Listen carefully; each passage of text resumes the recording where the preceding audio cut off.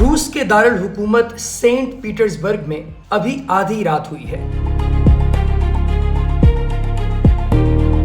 سڑکیں خالی ہیں اور نقطۂ انجماد سے نیچے گرتے ہوئے درجہ حرارت کی وجہ سے شہر کا بیشتر حصہ سو چکا ہے، لیکن شہر کے وسط میں واقع ایک شاہی محل میں ایک پارٹی کی منصوبہ بندی کی جا رہی ہے، ایک ایسی پارٹی جو صرف ایک شخص کے لیے ہے۔ خاص مہمان ابھی راستے میں ہے اور چند ہی منٹوں میں پہنچنے والا ہے۔ اسی دوران محل میں کیک اور شراب میں احتیاط سے زہر ملایا جا رہا ہے۔ مہمان سیدھا ایک جال کی طرف بڑھ رہا تھا۔ اس رات اعلیٰ طبقے کے مردوں کے ایک گروہ نے راسپوٹن کو مارنے اور اس کی لاش کو ٹھکانے لگانے کا ایک مفصل منصوبہ تیار کیا۔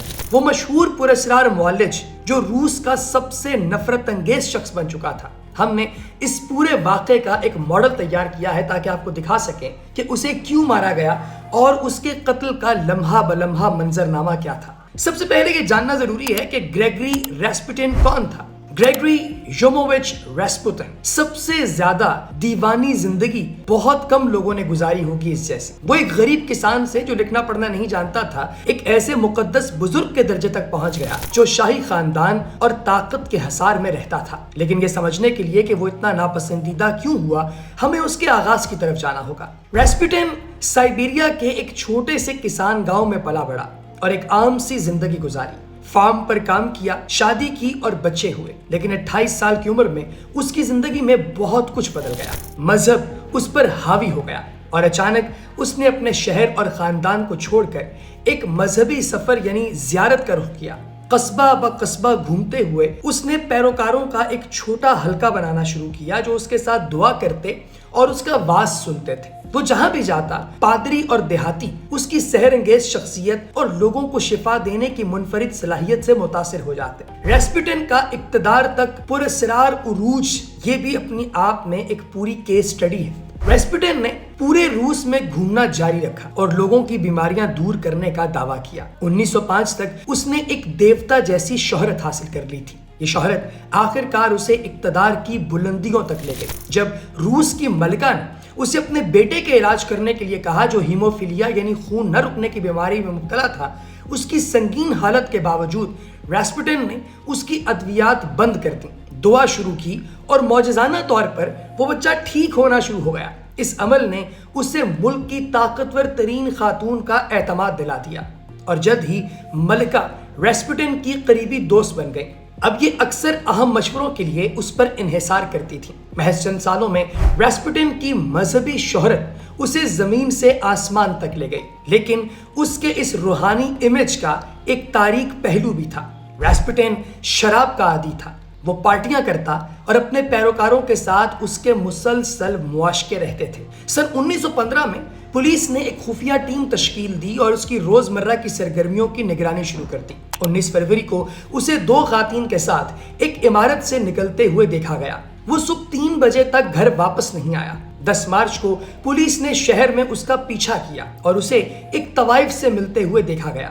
12 مئی کو وہ ایک اور طوائف کو اپنے فلیٹ پر لایا اور اسے ایک کمرے میں بند کر دیا، جسے بعد میں ایک ملازم نے آزاد کرایا۔ تقریباً ہر دوسرے دن راسپوٹن کو طوائفوں اور اپنی خواتین پیروکاروں کے ساتھ گھر آتے جاتے دیکھا جاتا، جہاں وہ شراب پی کر پارٹیاں کرتے اور گانے گاتے۔ اس آوارہ گرد زندگی کے باوجود وہ ملکہ کا قریبی دوست رہا اور اس کی وجہ سے اسے بے پناہ طاقت حاصل ہوئی، یہاں تک کہ راسپوٹن نے خود سیاسی فیصلے کرنا، نئے وزراء کا تقرر کرنا اور جنگ کے بارے میں مشورے دینا شروع کر دیے۔ اب یہ بات ظاہر ہے کہ ملک کے جو بھی کوئی ترقی پسند لوگ تھے انہیں بالکل پسند نہیں تھی، لہٰذا عوام راسپوٹن سے بیزار ہونا شروع ہو گئی۔ عوام راسپوٹن کے خلاف ہو رہے تھے۔ بہت سے لوگوں کے لیے زار بادشاہ اور ملکہ کٹ پتلی بن چکے تھے جنہیں بدعنوان راسپوٹن کنٹرول کر رہا تھا۔ اس وقت میڈیا کو اس بارے میں رپورٹنگ کی اجازت نہیں تھی، لیکن جیسے جیسے حالات کشیدہ ہوئے اخبارات نے خوشی سے سنسرشپ کے جرمانے ادا کیے تاکہ وہ رشیا پر راسپوٹن کے اثر اور رسوخ کے بارے میں لکھ سکیں۔ یہ سارا غصہ بالآخر نومبر 1916 میں اس وقت سامنے آیا جب سیاستدان ولادیمیر پورشیکووچ نے رشین پارلیمنٹ میں تقریر کی۔ Зло исходит от темных сил, во главе которых стоит Распутин. Уже несколько ночей я не могу сомкнуть глаз, представляя себе эти письма и послания, которые этот безграмотный мужик пишет императрице. Царь больше не управляет. Он сдался. Российская империя рушится. Теперь все распоряжения исходят от Распутина. Пока он жив, мы не сможем победить. अगरचे मुल्क भर में बहुत से लोग ऐसा ही महसूस करते थे, लेकिन अब तक किसी ने रास्पुटिन के खिलाफ इतनी खुल्लम खुला नफरत का इजहार नहीं किया था। उस दिन सामईन में फीलिक्स पोसोपोव भी मौजूद थे। अब पोसोपोव का रास्पुटिन को मारने का मंसूबा तारीख में एक केस स्टडी के तौर पर देखा जाता है। खुद शाही खानदान का हिस्सा होने के बावजूद वो रास्पुटिन की हर बात से नफरत करता था। उसके लिए रास्पुटिन एक शैतान था और रशिया को बचाने के लिए इसे खत्म करना बहुत जरूरी था। चनाचे उसने पोरिशकोविच को बुलाया और इस पैगाम से वाज़ेह हो गया कि दोनों एक ही पेज पर हैं, यानी रास्पुटिन को मारने के हवाले से। एक हफ्ते के बाद वो पोरिशकोविच की ट्रेन में मिले जो करीबी स्टेशन पर खड़ी थी। पोसोपोव ने अपने एक साथी जिसका नाम ग्रैंड ड्यूक डिमिट्री पोवलोच था, जो बादशाह का कजन था, डॉक्टर लोजोवोर्ड जो एक पुराना फौजी दोस्त था, और लेफ्टिनेंट सर्गई सिखोटिन, इन तीनों को अपने साथ लेकर आए। उस शाम इन 5 आदमियों ने रास्पुटिन को वरगला कर लाने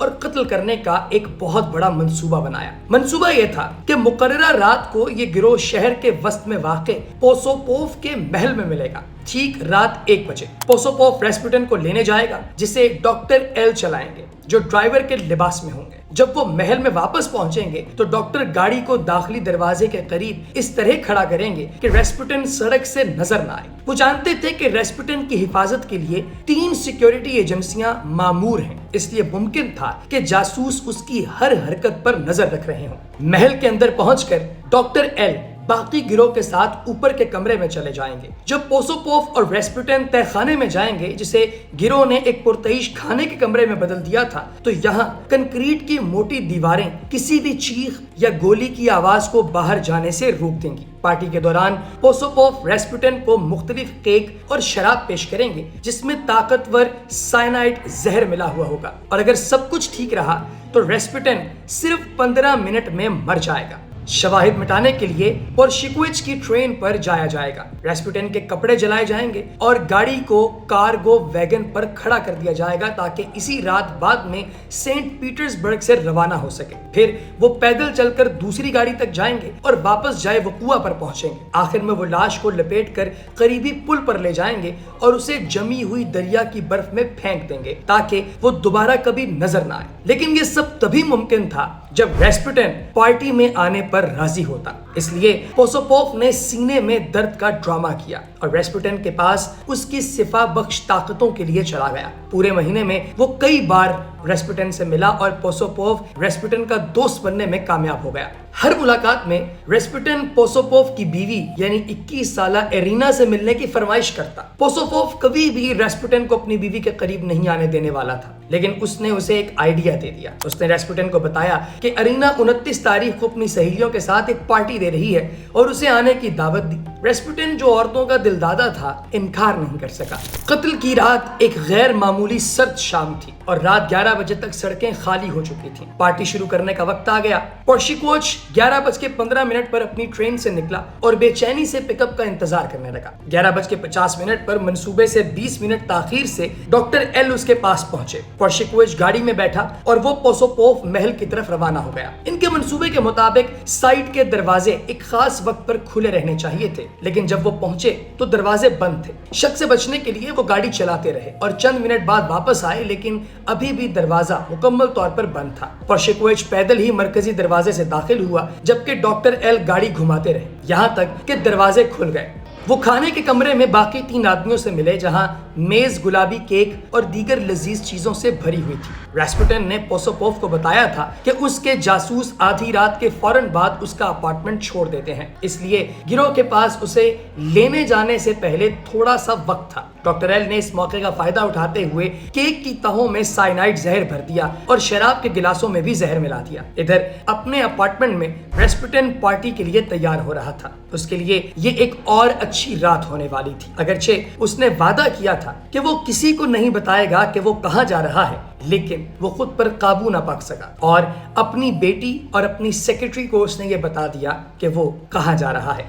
महल में गिरोह पार्टी को खत्मी तश्कील दे रहा था। ये तासुर देने के लिए कि मेहमान ऊपर जा चुके हैं, उन्होंने मेज पर बचा हुआ केक और मशरूबात छोड़ दिए और ग्रामोफोन पर मौसीकी चला दी। सब कुछ तैयार होने के बाद पोसोपोव और डॉक्टर एल रात 12:15 बजे रेस्पुटिन को लेने के लिए रवाना हुए। 45 मिनट बाद गिरोह ने महल में एक कार के आने की आवाज सुनी। पोसोपोव और रेस्पुटिन खाने के कमरे में दाखिल हुए, जबकि डॉक्टर एल ऊपर बाकी गिरोह के साथ शामिल हो गए। अगले आधे घंटे तक ये गिरोह सीढ़ियों के ऊपरी हिस्से पर खड़ा दबी हुई गुफ्तगू सुनने की कोशिश करता रहा। फिर पोसोपोव ऊपर भागा और बताया कि रेस्पुटिन कुछ खा पी नहीं रहा। पोसोपोव दोबारा तहखाने में गया और मजीद आधे घंटे के बाद गिरोह ने गिलासों के टकराने की आवाज सुनी। ऐसा लग रहा था कि अब बस कुछ ही देर की बात है, लेकिन मजीद 30 मिनट गुजर गए और गुफ्तगू बंद न हुई। पोसोपोव दूसरी बार ऊपर आया। पोसोपोव ने दोबारा अपने मेहमान के पास जाकर खुश इखलाकी का नाटक जारी रखा, लेकिन शराब के हर गिलास के साथ रेस्पुटिन बेसब्र हो रहा था और ऐसा लगता था जैसे उसकी माफूकुल फितरत ताकतें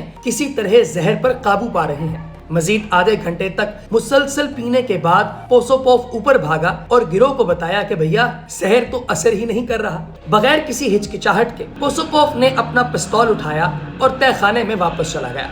ज्यादा देर नहीं गुजरी थी कि गिरोह ने एक जोरदार धमाके और जिस्म के फर्श पर गिरने की आवाज सुनी। वो नीचे भागे और आखिरकार अपने दुश्मन को फर्श पर पड़ा देखा। उसका जिस्म अभी भी थरथरा रहा था, लेकिन उन्हें यकीन था कि रेस्पुटिन मर चुका है। वक्त जाया किए बगैर उन्होंने लाइटें बंद की और मंसूबे पर अमल जारी रखा। 3 आदमी शवाहिद जलाने ट्रेन की तरफ चले गए। चूंकि लेफ्टिनेंट एस रेस्पुटिन जैसा लगता था, उसने उसका कोट पहन रखा था ताकि पीछा करने वाले जासूस समझें कि रेस्पुटिन गाड़ी के अंदर है। महल में पोसोपोव और प्रेशिकोविच अभी अपने किए को समझने की कोशिश कर रहे थे कि ये हमने क्या कर दिया है कि अचानक उन्होंने नीचे से कदमों और दरवाजा खुलने की आवाज सुनी। उनकी हैरत की इंतहा न रही जब वो शख्स जिसे वो मुर्दा समझ रहे थे लड़खड़ाता हुआ सहन से गुजरकर बाहर निकलने की कोशिश कर रहा था। प्रेशिकोविच ने अपना पिस्तौल उठाया और सहन में उसका पीछा किया। जैसे ही वो गेट तक पहुंचा, प्रेशिकोविच ने 2 गोलियां चलाईं, लेकिन दोनों खता हो गई। प्रेशिकोविच ने 2 और गोलियां चलाईं जो बिलाखिर रेस्पुटिन की कमर में लगीं और उसे खत्म कर दिया गया। अब सुबह के 3 बज चुके थे और मंसूबा